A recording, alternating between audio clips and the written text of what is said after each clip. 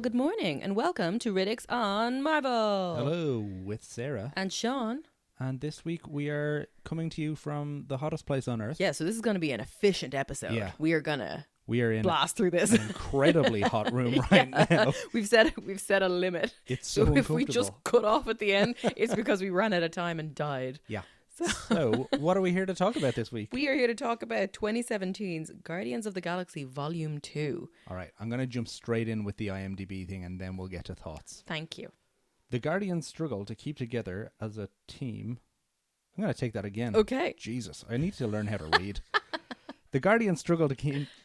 Oh my God. Third time. Third Let's time's go. the charm. Lock in. The Guardians struggle to keep together as a team while dealing with their personal family issues, notably Star-Lord's encounter with his father, the ambitious celestial being Ego. Notably. Why is notably in a synopsis? Who wrote this? That's terrible. Dreadful. But it does reflect how good the film is. Yes. Okay. So Not taking great. from that, you are not a big fan of this film. When I rewatched it the other day, that was only the second time I've seen it. Okay. Because 9 years ago when I first saw it, I hated it so much that I decided I was never going to watch it again. Okay. Now, I will say, I didn't hate it as much the second time around. But 9 years ago, I was livid leaving the cinema. Livid. Okay. So you remember that strongly. I was like, this is shit. Were my thoughts. What about you? I had pretty much the same thoughts. I did not like this film. No. I was really looking forward to this film because the first one was so good. It was like 3 years later that this one came out and I was really looking forward to it. This is Marvel's, I think, first year where they did 3 movies in 1 year. Okay. So I was like, this is fucking great. And they're starting with Guardians. That is amazing. And I came out of it going, man, that fucking sucked. Yeah. I've obviously watched it a number of times over the years. And I do kind of go up and down a bit about it. Like, but it's like, yep, I still hate this. Or, oh, it's not as bad as I thought it was. Yeah. But I don't like this film. Yeah. Not as bad as I thought it was, just isn't what you want to be telling people about something. That's not going on the DVD cover. No. Nobody's putting that quote anywhere. Not as long as some musicals. Yeah. Like, it's, yeah. Yeah, so I just don't like... I feel like this is going to be a bit of a negative episode of this podcast. But that's fun. I just don't like this movie. No, it's garbage. And it's such a departure because, like, the first film was great. Yeah. It's so much fun. Now, I know I said in the last episode when we discussed Guardians of the Galaxy 1 that I was like, oh, okay, no, looking at it now, it kind of feels a bit more, I don't know, childish or something than when I first saw it. I really enjoyed it. But I swear to God, like, I was quite hormonal watching this last time. This time, the sequel. Yeah. I did that well. We're doing great. Very hot in this attic. So I was quite hormonal. So I was like, oh, okay, I'm actually like, this is kind of emotional sometimes. Yeah. But I think if I probably watched it next week, I'd be like, this is shit. Yeah, it does have its emotional beats, and some of those moments are great. Yeah. But most of them. 95% of the film is garbage. Yeah. And to your point, I think something that I really dislike about this movie is that it didn't kind of do anything new. Yeah. It just took everything that kind of worked in the first movie and went, let's do that again. Yeah. Or let's dial that up a bit. Yeah. And that's just kind of boring. Let's do it again, but worse. Yeah. Yeah. So the returning cast is all there. The main Guardians are all there. Yeah. They're joined by Kurt Russell as Ego. Yeah. And Pom Klementieff as Mantis. Yeah. They're kind of the only notable additions to the cast. Yeah. So overall, like, the movie basically is about the Guardians are on the run from these bad guys or whatever, and they get saved by this man, Kurt Russell, and he's like, yo, Peter, I'm your dad. And the rest of the movie is kind of Peter coming to terms with meeting his dad for the first time. Yeah. I'm going to read you the synopsis that I wrote when I was remembering what happened in this film. Awesome. Some shite about gold people who wanted some Harbulary batteries. Rocket steals them and then they chase them across space. Yep. And that's basically it. Yeah. And I watched this 4 days ago. Yeah. And I'd forgotten already about the Sovereign, the gold people, because they are so fucking annoying. You know what else about the Sovereign? What? They are an original creation for this movie. No. They're not in the comics. And they fucking suck. Is that why they're so bad? I think so, yeah. Oh my God. I hated everything about them.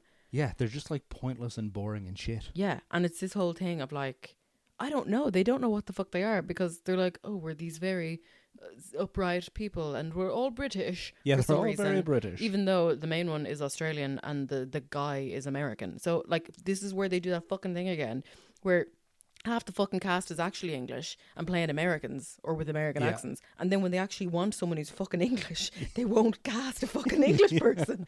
Like, Jesus Christ. They're What like, are you doing? yeah, cows don't look like cows on film. You got to paint horses. That's what they do. Tape a bunch of cats together. Yeah. But they're like, all right, we need some English people. Let's hire an Aussie and an American. Yeah. All right, we need some Americans. Let's get an English guy, but like with the worst accent you can find. Or the best accent you can find. Yeah. One or the other. It's never somewhere down the middle. Yeah, there is no in between. I don't get, like, in general, the casting in the MCU is absolutely top tier. Yes. But I feel like they're casting, like the head of casting, Sarah Halley Finn, who does a phenomenal job. I feel like all of these characters are below her pay grade. Yes, no, she's focusing on the front line. Yeah. And then everybody else, she's given to the intern. Yeah. Because it, like, it's just not working. No. It's so bad. I hate it so much. Yeah, no good. Oh, God. All right. So what are the other notable bits in this? Okay, so they go to Peter's dad's home planet. Yes, but he is the planet. He is the planet. Because he's a living planet. Yes. Ego, the living planet. That is the character. So they're basically sitting on his lap the whole time. Yeah, essentially. Pretty weird. This is also a new thing for the movie. In the comics, Ego is not Peter's dad. Ego, the living planet, is just a bad guy in the universe. And I don't know why they didn't go with what's in the comics, which is Peter's dad is like the king of a planet, making Star-Lord a prince. And you're like, there's Star loads Prince. you can do with that. Prince Lord. Yeah, Prince Lord, yeah. But there's so much you can do with that. Yeah. There's like, there's movies, there's like multiple movies that you could put into that. But instead they're like, Ego, the living planet, for some reason. Yeah. He's a celestial. That'll come up later, but don't worry about it. Yeah. What do you think of Kurt Russell? I mean, he's a very good villain. Yeah. I have a weird relationship with Kurt Russell. Okay. I think I hate him, but then I saw that one video of him with his son Wyatt being interviewed, and they were both like having the best time, and I was like, okay, no, he actually seems like a lovely guy. Yeah, and they're basically the same person. Yes, it was so they funny. Talk the same, the they laugh the laugh, same. exactly the same. The head angle and everything's Yeah. unbelievable. Yeah, the angle they throw their head back when they laugh. Hilarious. Amazing. So like that, I was like, oh, okay. I guess I like him as a person now, but I don't know that I've seen him in enough stuff or something. I might have seen him in something where he was horrible and I hated him. And so I'm just like, ugh. And that's just coloured your opinion forever? Yeah, like how I can't stand Woody Harrelson after seeing Natural Born Killers. Yeah, fair. Yeah. I think the first thing I ever saw Kurt Russell in was this movie called Overboard. Right. From like the 70s, I think. And it's a movie that I definitely watched with my mom when I was like single digits age. Yeah. And I absolutely love it. It's definitely a movie made for women in their 40s, I feel. Fantastic. But because I watched this at such a young age, I'm like, I fucking love it. Mm-hmm. But it's this movie about, he's like a working class guy, like a carpenter or something, and he's got a bunch of kids, but he's a single dad. I think his wife had died or something. And he meets this lady, played by Goldie Hawn, who is like this horrible socialite. She's like really mean to him and stuff. She falls overboard her yacht and hits her head and gets amnesia. And love an amnesia plot. Yeah, I love an amnesia plot. So he goes to the hospital and tells them that he's her husband, and he takes her home to his like shack with all his kids and basically makes her into the housewife. And over the course of the movie, she becomes their mother and they fall in love and it's all lovely. In the 70s, that's a plot that works. Right. Right now, that is no good. I was just about to say, I was like, I am suddenly extraordinarily uncomfortable with this. It's so horrible. That is like, he's just kidnapped a woman. Yep. That's like Seven Brides for Seven Brothers, where they just kidnap 7 women and are like, come home with us. Well, not come home with us. It's like, get in the van. Okay. And you will marry us eventually. Yeah. But very kidnappy. Like, it's such a kidnappy, That's so rapey plot. bad. It's no good. No. And I think they remade this a few years ago. You're like, we shouldn't be remaking a movie like that. Like, at least like when it's not Sleepless in Seattle. What's the other one? While You Were Sleeping. Yeah. Where, you know, she's just visiting him in the hospital. Yeah. And just tells a fib. Yeah. Like, it's like, oh yeah, we were engaged because she wants to visit him because she's a weirdo and she's obsessed with him. Fine. But like, she's not kidnapping him. Yeah. She's not like, okay. She's not forcing him This into isn't- slavery. Yeah, it's not misery all over again. Like, she's not tied into a bed. Yeah. So, yeah. Ooh, Yeah. ouch. And it's kind of like, it's also a bit wholesome because it's Kurt Russell and Goldie Hawn. And they're obviously together forever. Yeah. So it's a bit lovely. But like, and I'd say if I watched the movie now, I would still really enjoy it. Yeah. But that plot is no good. Yeah. You can watch those things with the lens of the time it was. Yeah. You know, that this would have been okay, and it seems charming, and it's a bit Brady Bunch-esque. Yeah. Not terrifying. Yeah. Yeah. But yeah, that was my first introduction, I think, to Kurt Russell. And then I guess he was in like some action movies in the 80s and 90s. He was in like Escape from LA, Escape from New York, those ones. Yeah, I don't think I've seen any of those. I don't know what I've seen him in, to be honest. They're probably not for you. And then he was in Monarch with Wyatt Russell. Yes. The like Godzilla TV show where they play the same character. And I love that so much that they play them. Yeah. Wyatt Russell. Young version and old version of the same character. Yeah. Sorry. Wyatt glitched. is the character in like the 70s or something. Yeah. And Kurt is the character modern present day. day. Yeah. Really cool. Amazing. So yeah, that's my first introduction to Kurt Russell. I think he's fine in this movie. I don't think the script is there for him though. Agreed. Yeah. Yeah. What else notable happens in this movie? Well, I have one that just gave me the ick. Yeah. 2 bits where I was like, 3 bit. Okay, these are my low points. Okay, we just jumping straight to low Well, points. did anything else happen? We find out he goes to the planet and is like, "Oh my god, I'm a god," or whatever. Oh, yeah. I'm a celestial and I have celestial powers and I can make lights with my hands. This is Quill. And then they play catch and it's all very dumb. Yeah. And then what? Do they discover that the whole planet is built on the bones of Ego's children that he killed? Yeah, so the idea that we find out then basically is that Yondu was originally hired to kidnap Quill from Earth and bring him to Ego, but Yondu has discovered that he's done that for other of Ego's kids along the way, and Ego, discovering that those kids can't help him like take over the universe, has just killed them. Yeah. And there's just like a cavern on his planet, on his belly, that's just full of the bones of his other dead children. Pretty bleak. So then they go kill Ego and there you go. Yeah, that's it. There we That's are. the movie. Done. Orphaned. And away we go into space. Yeah. So at the start, or early on in the film, we see the Ravagers and Yondu. Yep. On some sort of brothel planet. That's weird. Which I didn't need, you know? So what I wrote down was, why do we need to see Yondu zipping up after his sesh with a sex worker robot? Yeah, It's like, very isn't this like strange. 12A? In a way, I kind of almost applaud James Gunn for getting a weird brothel scene, or like space So brothel scene into a strange. Disney movie. Like, But yeah, like that's weird. it's like, this is unnecessary. Like, this is not furthering the plot. No. Like, they could have had him at a bar or, I don't know, buying groceries. Yeah. Because then we see another bad moment of the film for me. Sylvester Stallone shows up Yeah. as another Ravager. Yeah. And does there's 100 Ravager factions and you just lost the customer 99 by serving one. Yeah. And it's the worst thing ever. That was much more eloquent than Sylvester Stallone. But then there's that really, so like Yondu runs after him and there's a whole thing of like, we don't deal in kids. You shouldn't have not trafficked. You shouldn't have Basically kidnapped trafficked Peter her, yeah. Quill. Yeah. And like, that's why you're exiled or Yeah. whatever from the Ravager Which is fair. killed. Yeah, true. But then Sylvester Stallone has a whole thing, and I don't remember any of the words of it, but it's how you might wear Ravager garb, but you're not really a Ravager. The horns of something will never reign over your funeral. And Yeah. like whatever it is, I'm like, this is so fucking clunky. It's so clunky And and this lame. man cannot sell this at all. No. This is the least believable thing I have ever heard. And I'm watching a space film. Yeah. Like, I feel like James Gunn and Sylvester Stallone are mates, so it was like, oh, we can get Stallone in here. And Stallone was like, yeah, I'll do your movie, whatever. But none of it works. could have just had him shoot some guns. Yeah. Just shoot some aliens or something. But he didn't have to, like, I don't know, expand on the lore of Ravager funerals. Yeah. That just did not work for me. No, silly. I hated it. You know what really doesn't work for me either? And it's totally separate to that, but Drax in this movie is like a completely different character to the first movie. And it's like James Gunn realized that Dave Bautista is funny and is loads of fun. And I was like, cool, let's put that on film. But there's so much of it that it's just like basically a different character. And he just seems really silly. And Drax spends most of the movie just laughing really loudly and obnoxiously. And I'm like, Batista's better than that. You gave him a bad script. Yeah. but he was one of the high points of the film for me. Because he's fun. Yeah. Yeah.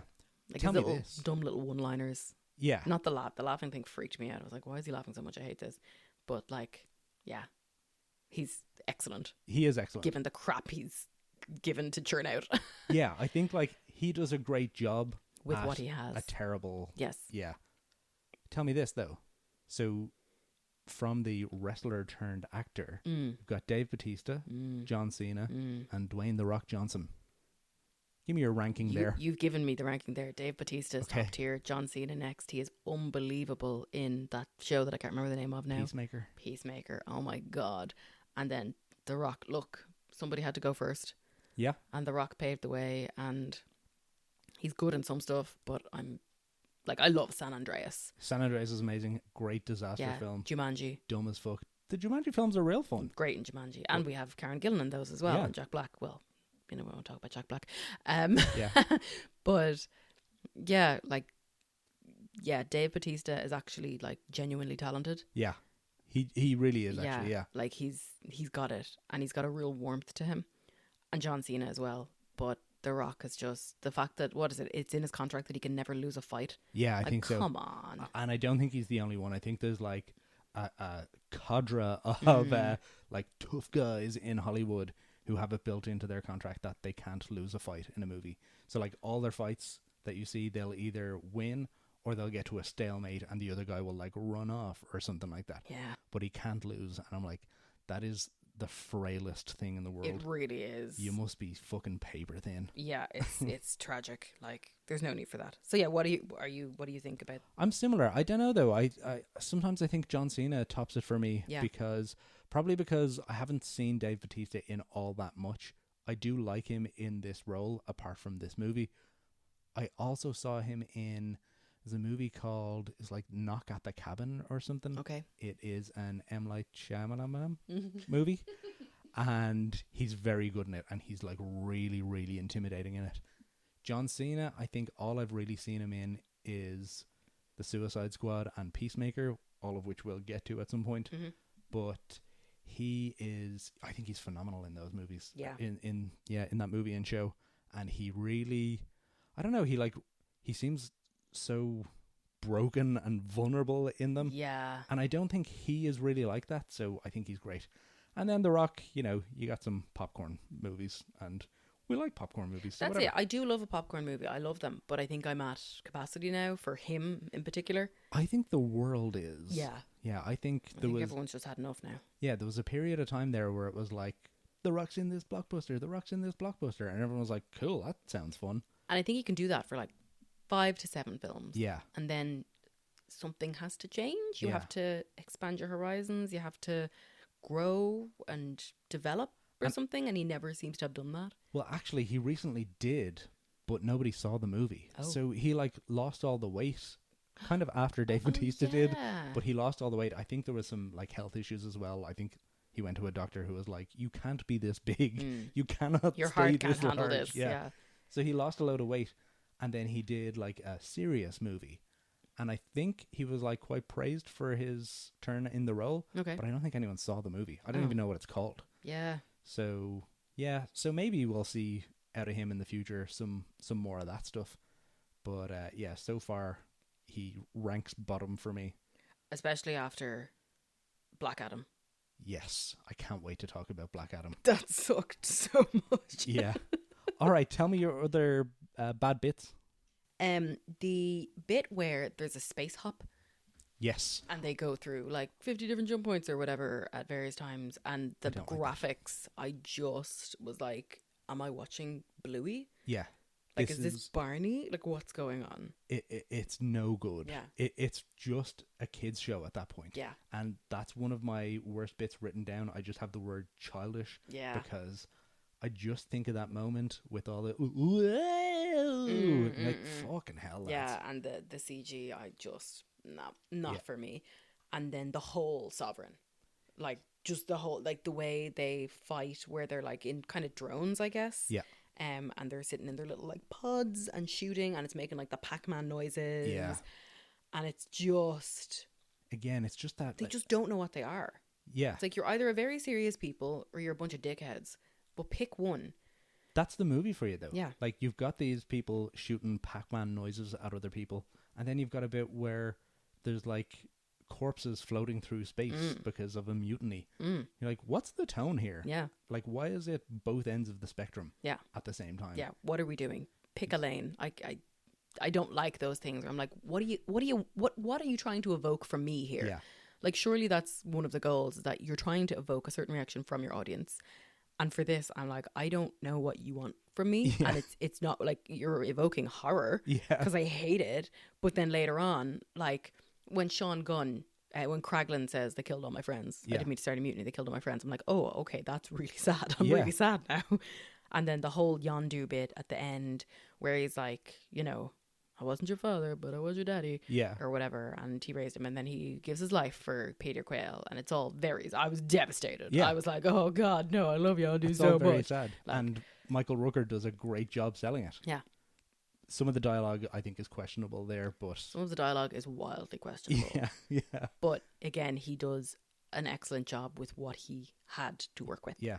But going back to your thing about the, like, cartoonishness of it, I think, again, this is my same problem from earlier on, where it's just, hey, what worked in the first movie, let's just do that over again, but let's dial it up a bit.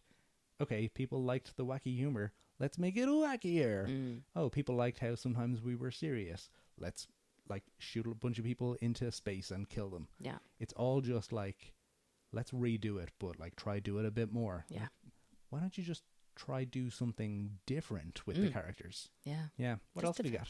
That was pretty much what I had written down Okay.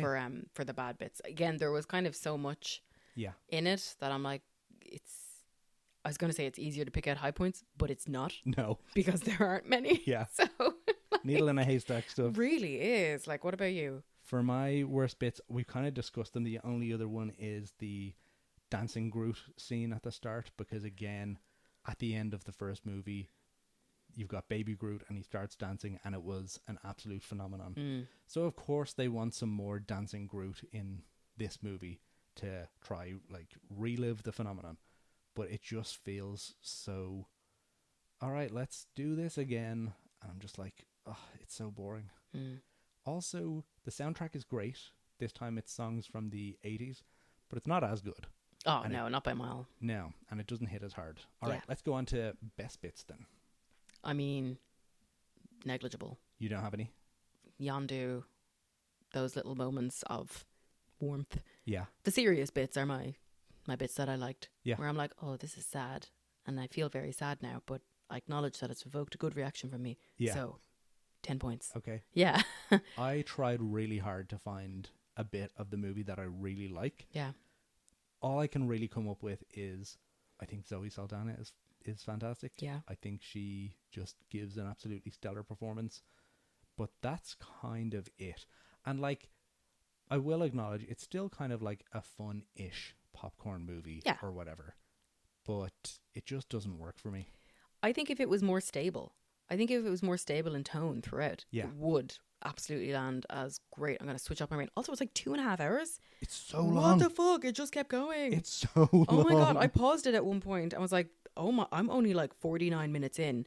There is most of the day left in this film. Yeah. I'm going to die. This is too much. Yeah, way too much. Also, whatever they were doing with Nebula and Gamora. Sorry, I switch between Nebula, character names Gamora, and Mantis. people names. Yes, but whatever they were doing with Nebula and Gamora, it was just like, again, what's the...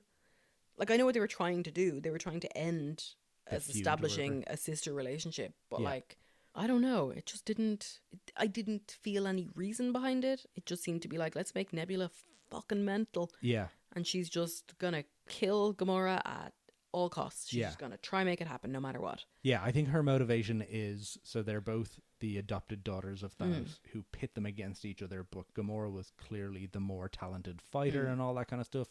So Nebula was tortured by Thanos. He would, like, rip body parts off her and replace them with cybernetic body parts every time she was defeated. So she grew up, like, absolutely bitter and hating Gamora, and only when they finally talk and Gamora's like, I fucking hate that guy too, that was torture for me too, does Nebula go, oh, we're actually sisters who were in this together. And, like, that's fine, but it just kind of happens suddenly out of nowhere, and then you're like, oh, so they're friends now? Yeah, and like in the previous film, we didn't see such great resentment. Yeah. We saw minor resentment, yeah, like we saw lots of grumpiness and lots of bitching, Yeah. but we didn't see murderousness. Again, I guess it dialed just up sort of to 1,000. that's it. It just ramped all the way up so quickly with no real trigger for it, as far as I could see. Yeah. And as well, though, at the same time, they're trying to soften Nebula and show that she's kind of developing a relationship with Rocket and that kind of stuff. And that's lovely because, again, Karen Gillan is incredible. Yeah, I love her so much. But it's just real like, again, like, do you want me to hate her or do you want me to love her? Like, and it's not dealt with enough sensitivity or complexity that it actually works where you're actually, you know, in turmoil. Yeah. It's more just like, I don't know what you want from me. Yeah. What do you want from me here? It's kind of just going on. Yeah. It's kind of just going on while you're trying to get through the movie. Yeah. All right. What about your rating out of 10? 4. Okay. You? Check it out. I've got a 4 out of 10 written down. Just like countdown. Yeah, this might be the first time that we've actually united on something. Yeah. No, that's so nice. Do we know what the IMDb rating is? 7.6. That is outrageously generous. Shocking. Yeah. I felt generous giving this a 4. Yeah. Look, it is what it is. My last thing then to discuss on Guardians of the Galaxy is, after this came out in 2017, James Gunn went straight into development and script writing for Guardians of the Galaxy Volume 3, which he started working on in 2017, 2018. But he was fired from Marvel in 2018, around about, I think, July 2018. He was fired because the internet kind of did its trolling thing and found a load of tweets from 2008 to 2011 where he had said some like ropey shit. And it was actually Disney were like, that doesn't jive with what we're doing at Disney, and they sacked him. Okay. Do you remember this? Vaguely, very, very vaguely. Yeah, it was kind of wild, and like the cast immediately came out in support of him. I believe Kevin Feige, head of or president of Marvel Studios, was like against the firing and so on, but it was the top brass at Disney who fired him. Yeah. So I do remember reading some of the tweets, and they were pretty dodgy, like. Yeah. But they were very clearly a guy who was like trying to be edgy and make like edgy jokes. Early days of the internet. Yeah. Early days of the internet, like 2008, 2011, what Twitter had just launched. Yeah, it was like a couple of years old. The Wild West. And I mean, I don't think until the last 5 years has there been any real understanding that if it's on the internet, it's out there forever. And if you're a dumbass 18, 21, 25-year-old, whatever you're doing, it's out there. Yeah. Like, and like it's so different. Obviously, like we had like Bebo in our day, and everyone puts up their fucking photos from Tramco and 21s and Reds, and that's fine. Yeah, you're like, we had a night out last night. Here's 400 photos. Yes, from my Nikon digital camera. Like, no editing, no just quality checks. Jumped, nothing, like just all sorts going on. Red eye all over the gaff. Yeah, like everyone the looking absolute state. Progressively worse as you go through the album. Yes, horrendous. So that is such a different age from that 08 to 11 where like 4chan was huge. And it was all like, say the worst thing possible so that people look at your page. Yeah. Just like get clout, get clout, get clout. Yeah, and trolling and just generally being a dick on the internet was kind of just how people rolled. Yeah. And there was a little bit more anonymity, I guess. And like, I mean, I don't know. Nobody ever like really thought though, like someone will have a look at this in 10 years time. Yeah. Like it just, everything felt like it was so transient. Yeah. And like, how developed is your frontal lobe at that point? Yeah. Like, I don't... I know 18-year-olds are adults. Like, I don't know what age he was at that point, and I'm not saying that, but I know 18-year-olds are adults or whatever, but like, anything that goes on the internet when you're like 17 to 23, I mean, come on. You should get a dispensation because you're just a fucking idiot. Yeah. You don't, like, you have no idea. You've probably never gone beyond your own, like, four walls. Yeah. You know, people are so dumb when they're young. Now, I feel like he probably was in his 30s. Yeah. But again, like, he's just trying to make some dumb jokes. And they were stupid and they were kind of gross. But, like... I don't remember them, if I'm honest. I don't want to. I'm good, you know? But, like, you can see that it's someone making a stupid, disgusting joke and not someone, like, actively being like, hey, yo, I'm racist. Or, like... Yeah. you know, I'm part I'm of a this fascist group. or, Or, yeah. Not like nowadays when everyone's just blatantly Openly fascist racist, and yeah. racist on the internet. So yeah, he was fired in 2018, and then the MCU was kind of thrown into it. Well, what happens with the Guardians of the Galaxy? Who could we possibly get to do the next movie? And there was a lot of like names floating around that was like, oh, maybe this person could step in, maybe that person could step in. But Marvel kind of, I think, smartly just didn't do anything. They just like didn't announce anyone to take over. They just held back. And I think the reason was that in the background, Kevin Feige and others were trying to like smooth things out and make it like bring it all back together. Yeah. So while all this happened, James Gunn went off and signed a contract with Warner Brothers to develop some DC superhero movies. So he signed on to write and direct The Suicide Squad. And then in March 2019, he was rehired by Marvel for Guardians of the Galaxy Volume 3. But at that point, he was like, well, I've already got a movie in the works for DC, so you're going to have to wait, unfortunately. So this Guardians movie that probably would have come out in like, I don't know, 2019, maybe 2020, took till 2023. Yeah, okay. So that's where we are with James Gunn and the Guardians of the Galaxy and so on. Yeah. The Guardians will then go on to show up in Avengers Infinity War and Avengers Endgame. But that is it for our coverage of Guardians of the Galaxy Volume 2. I'm just going to get back on my soapbox for 1 sec about Do the it. James Gunn thing. Just because he was sacked over some dodgy tweets. Yep. Like, the history of other people in the MCU and broader Hollywood Yep. of, like, shooting wives, Yep. battering their spouses, like, drugs, assault, you know, pedophilia or whatever. Like, Yeah. the amount of actors that are out there that are still working. Like, They're I mean, bankable. You know, yeah. they're bankable, so don't worry about it. But We'll like, just- even I think Jeremy Renner like threatened his ex-wife with a gun or something at Yeah. one point. Like, And apparently, I think he didn't get the sack. No. And a few months ago, he apparently, like, threatened to call ICE on his cleaner or something. Like, this that shit, fucking sucks. that to me is a fireable offence. Yeah. Like, some shitty fucking tweets Yeah. from 2010. Like, who cares? Talk about it and move on. Yeah. Make a statement. Let him I apologize. was being a which he did. dickhead. I don't believe any of that now. Whatever it was, I shouldn't have said it. Fine. But all these other like actions that people have taken and they're still happily working. Like, look at Brad Pitt. Yeah. You know, the amount of allegations with him and it, like his kids Yeah. don't even talk to him now, I think. So there's so much out there where there's all these just pretty much terrible people chugging Working away, working, making their millions. Yeah. The double standard there, I don't like it. Yeah, not great. Yeah. We will get to, in a few movies' time, an actor from the MCU who did get the sack and Yeah. isn't coming back. One of the few One of the few. who's seen repercussions. And rightfully so. Yeah. But yeah, you're right. Like, Yeah. he was kind of a small enough name, or maybe not a big enough box office draw in himself for it to be kind of brushed under the rug. Yeah. Yeah. Anyway, and with that, this film sucked. So, Riddicks Riddicks out. Thanks for listening to this episode. You can find us on Instagram at Riddicks_on or drop us an email at riddicksonpodcast@gmail.com. Feel free to leave us a review wherever you're listening and share with a friend. See you next time.